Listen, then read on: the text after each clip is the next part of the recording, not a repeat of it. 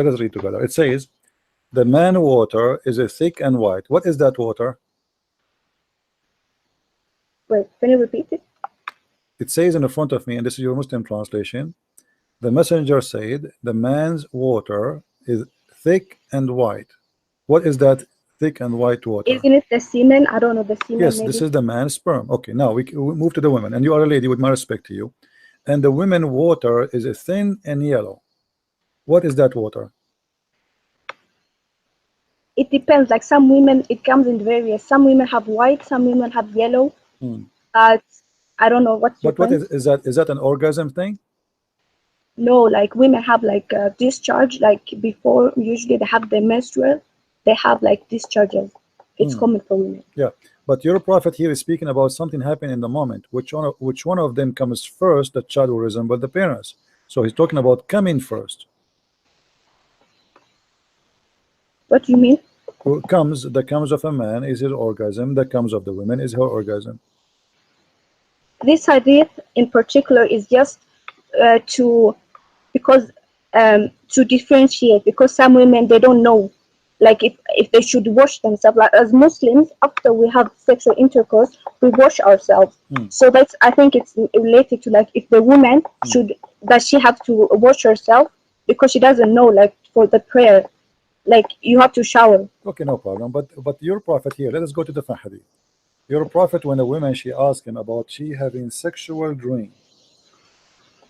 Okay, his sexual dream is the same as normal sex. Yes, it's common for human beings to have sexual dreams. No problem. My friend, and then you wake up. I am not judging. I'm not judging anything. I'm not saying. I'm just discussing what it is. So this is a woman. She came to your prophet saying that she had a sexual dream, and she noticed a water discharge.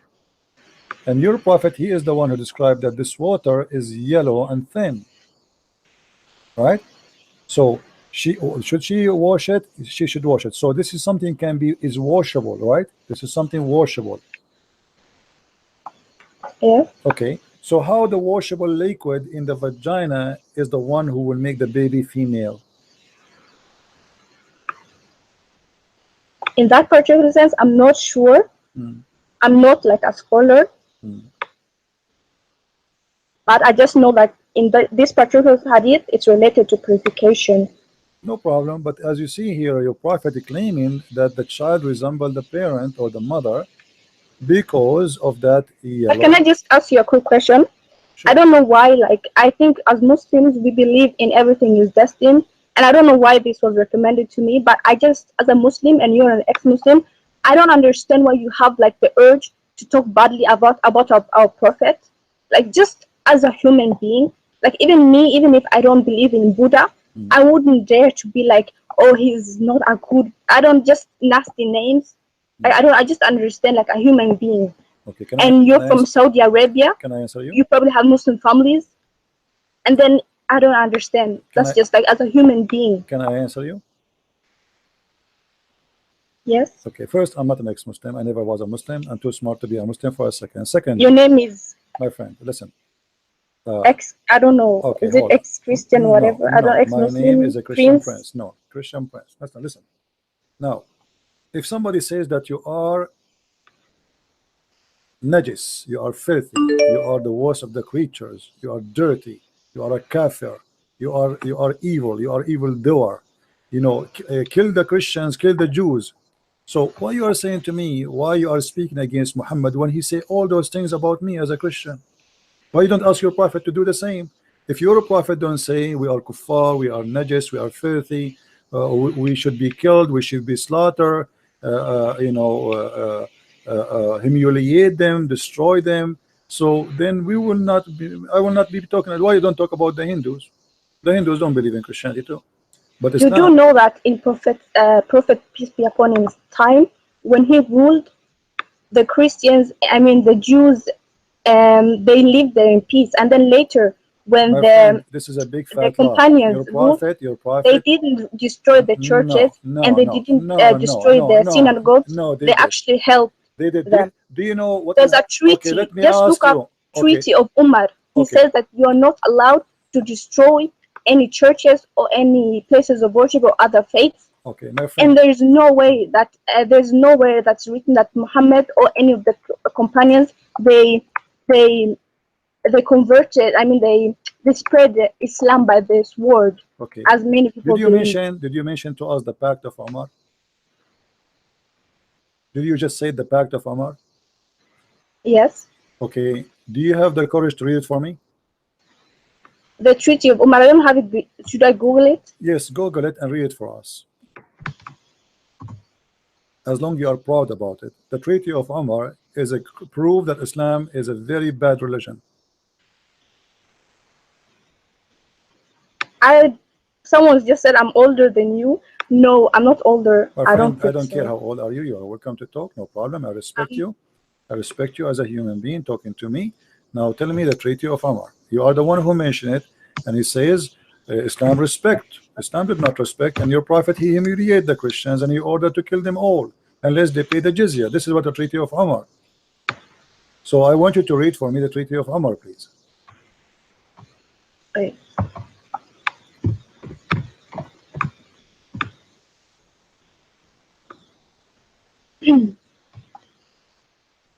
Is it called the Pact of Omar, right? The Pact of Omar. The Pact of Omar. He forbid them from building new churches. He forbid them from repairing churches. He forbid them from knocking the bells. A Christian, he have to wear his weight of a cross in his neck if you want to wear a cross.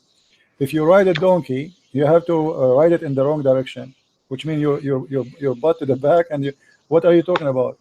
This is what Muslims do to the Christians. They have to be humiliated. You cannot even teach the children Quran.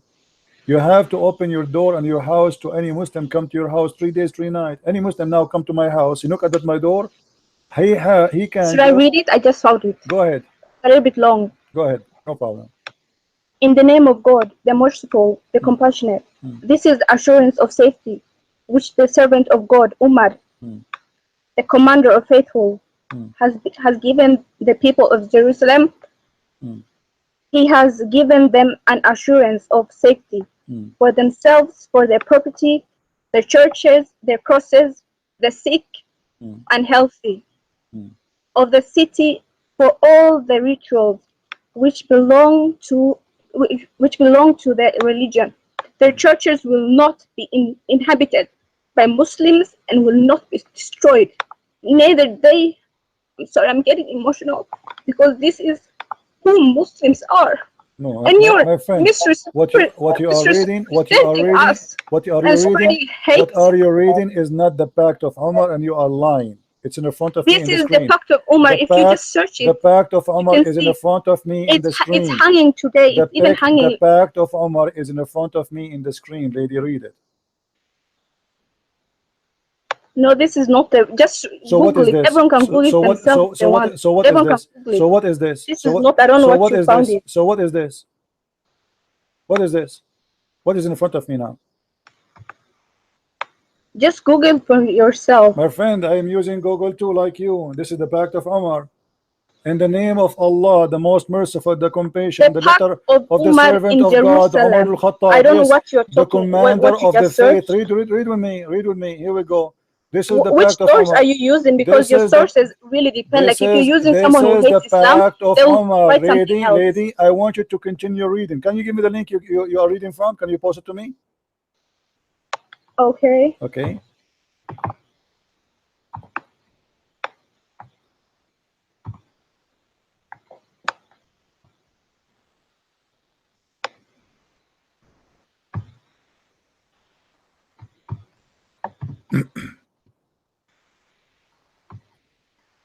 Give me the link. Okay, this is the link you gave me. I'm going to show it in the screen. You have to scroll down a little bit. No problem. Here we go. Tell me where to stop. Here we go. This is the Treaty of Omar, right? Here. This is the Treaty of Omar. This is all the treaty. This is not a treaty. Yes. This is not a treaty. What is the treaty? This is false. What are the conditions? There's no conditions. This is not Treaty of Omar. No, it's still hanging today. You can find it today. My friend, it's hanging. This is the summary. This is the top of it. This is not the treaty. Let me show you the treaty. Here we go. I will show in front of everybody in Google how to find the treaty. I will show you. Here we go. I will search in Google in front of your eyes for the Pact of Omar, and you tell me which website you like me to click in. Do you see the screen? I'm not seeing anything on the screen. It's still the same page. Okay. The Pact of Omar.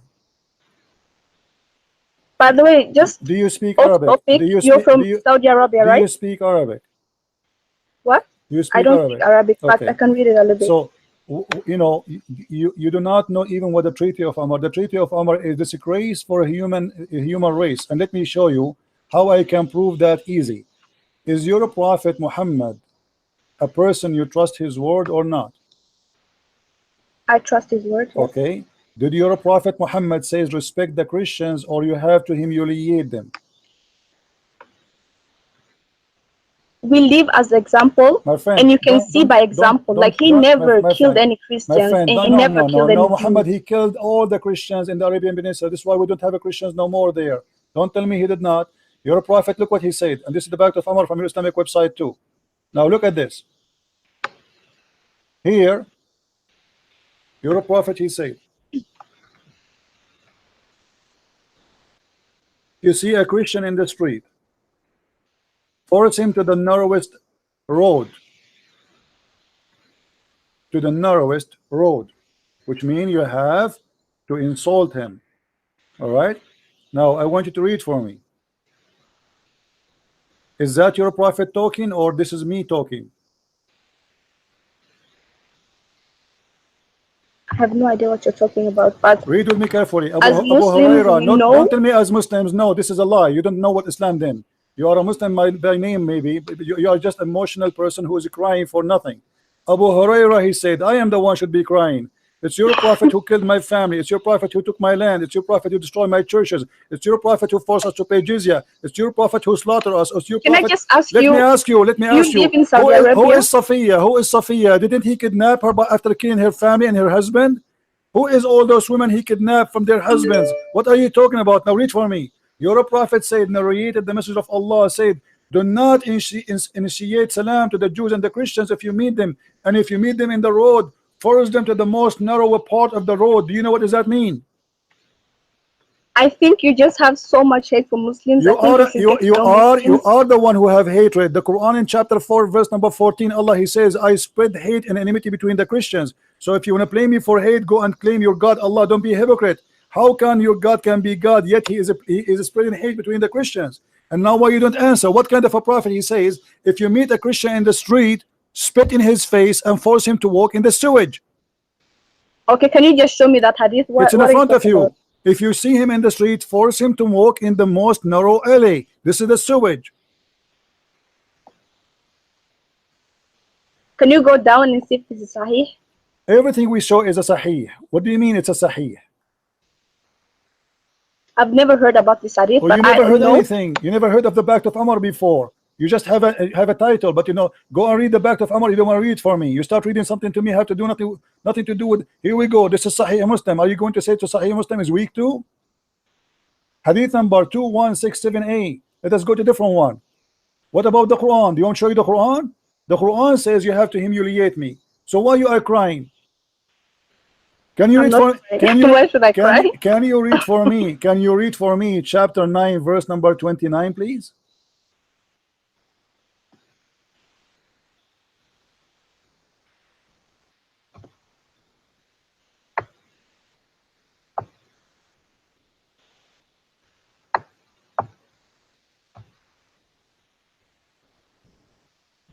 Yes, and I just have a question. Do you live in Saudi Arabia? And you're not Muslim? I live in the moon. Can you read for me the verse, please? I don't have it in front of me. Okay, you have the Quran, don't you? Chapter what? Chapter 9, verse number 29.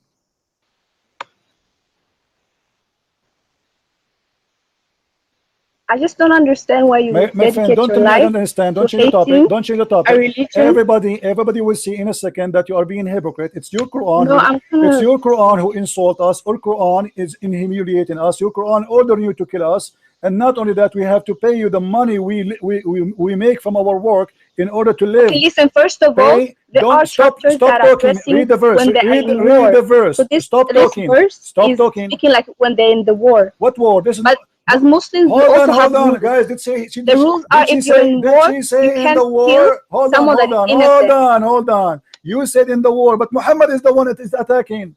Muhammad, he says, fight those who believe not in Allah. So why he want to fight us? Because we don't believe in Allah.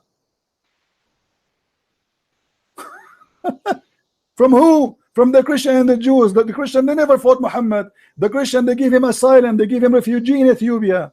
Why he want to kill them? Because they don't believe in him. And then they pay the jizya. So what the problem?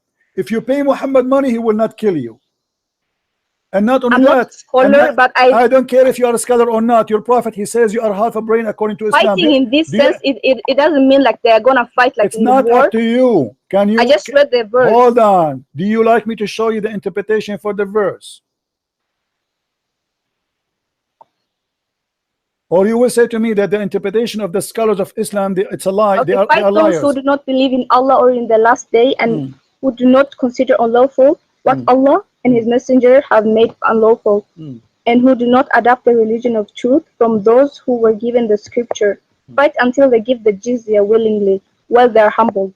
Not humble. They are going to be. So it means like صاغرون. they're fighting to give the jizya. Jizya means like the tax. Tax, guys, tax. You take our land, you take our home, and we pay you tax. Tax for what? To stay alive. Let me show you how you lie to yourself in the front of everybody. This is Tafsir Ibn Kathir. Look with me in the screen.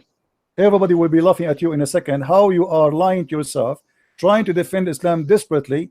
And you are crying. First of all, let me just tell you one thing. No, don't change the topic. Don't change the topic. Don't change the topic. Don't change the topic. Says like even if we disbelieve, listen. Even if disbelieve, it doesn't matter. Allah will replace us with much better person. There are angels if it doesn't matter, hold on. If it doesn't matter, hey, big mouth. Allah doesn't need us. Okay. If Allah do not, if it doesn't matter, shut up. Muslims disbelieve. Who needs us, human beings? Listen, there are angels. Don't make me hang up on you. Hey, big mouth. If it doesn't matter if we believe or not, why Muhammad says kill them wherever you find them? Why he want to kill us then? Why he want to kill us? Why he want to kill us if it doesn't matter? Allah will judge us in the judgment day. You're making money right now. Okay, here we go. Here we go. Let's see who's making money. You're making money. Everyone's making money because they're talking bad about Islam. Your prophet is the one is making money, and you are a scumbag like your prophet. And let me get your busted big mouth. This is Ibn Kathir. He says, and feel themselves subdued. This ayah means this will be no compulsion with the so-called market of their fear would result on etc. etc. And then he says, وَهُمْ صَاغِرُونَ, explaining. Go ahead and read. Big mouth. She's afraid. She will not let me talk. This is about money you will take from the people of the Dhimma. What is the jizya? Let us see what the jizya is. Go down. All of this is explanation for what the jizya. It is nothing but to humiliate them and to steal their money.